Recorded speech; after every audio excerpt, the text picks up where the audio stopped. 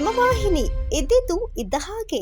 ನಾಗಮಂಗಲ ತಾಲೂಕಿನ ದೇವಲಾಪುರ ಹೋಬಳಿಯ ದೇವರ ಮಲನಾಯಕನಹಳ್ಳಿ ಗ್ರಾಮದಲ್ಲಿ ಸೋಮವಾರ ರಾತ್ರಿ ಖತರ್ನಾಕ್ ಕಳ್ಳರು 4 ದೇವಸ್ಥಾನಗಳಲ್ಲಿ ಕಳ್ಳತನ ಮಾಡಿದ್ದು 9 ಲಕ್ಷಕ್ಕೂ ಹೆಚ್ಚು ಬೆಳ್ಳಿ ಪದಾರ್ಥಗಳು ಮತ್ತು ದೇವರ ಚಿನ್ನದ ಒಡವೆಗಳನ್ನು ಕದ್ದು ಪರಾರಿಯಾಗಿರುವ ಘಟನೆ ಪ್ರಕರಣ ಗ್ರಾಮಾಂತರ ಠಾಣೆಯಲ್ಲಿ ದೂರು ದಾಖಲಾಗಿದೆ.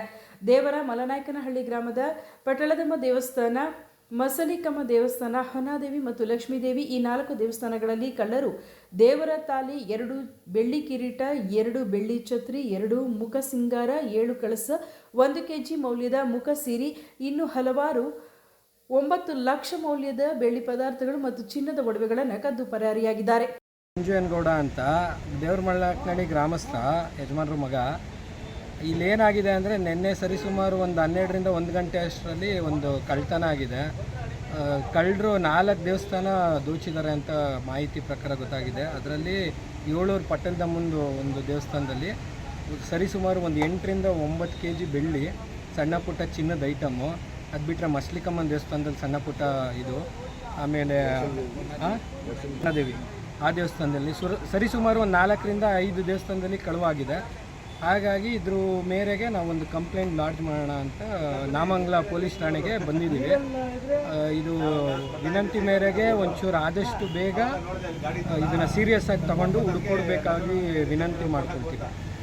ಗ್ರಾಮದ ಮುಖಂಡರು ಈ ಕಳ್ಳತನವನ್ನು ಖಂಡಿಸಿ ಮಾತನಾಡಿ, ಪುರಾತನ ದೇವಾಲಯಗಳಲ್ಲಿ ಕಳ್ಳರ ಈ ಕೃತ್ಯವನ್ನು ಗ್ರಾಮಸ್ಥರು ಖಂಡಿಸುತ್ತೇವೆ. ಗ್ರಾಮಾಂತರ ಠಾಣೆಯಲ್ಲಿ ದೂರು ದಾಖಲಿಸಿದ್ದು ತಕ್ಷಣ ಕಳ್ಳರನ್ನು ಹಿಡಿದು ದೇವರ ಒಡವೆಯನ್ನು ಹಿಂದಿರುಗಿಸಬೇಕೆಂದು ಮನವಿ ಮಾಡಿಕೊಂಡರು.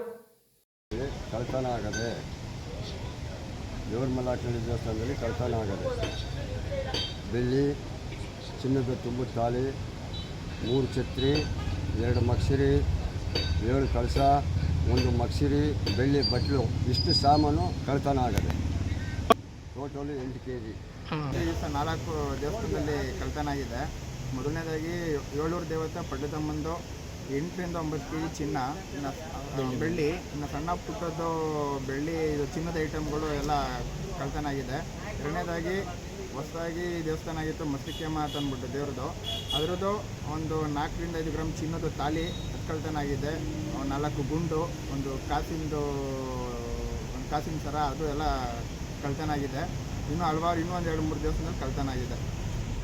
ಸುದ್ದಿ 3 ವಾಹಿನಿಯ ಹೆಚ್ಚಿನ ಮಾಹಿತಿಗಾಗಿ ಸಬ್ಸ್ಕ್ರೈಬ್ ಆಗಿ ಹಾಗೂ ಬೆಲ್ ಬಟನ್ ಒತ್ತಿ.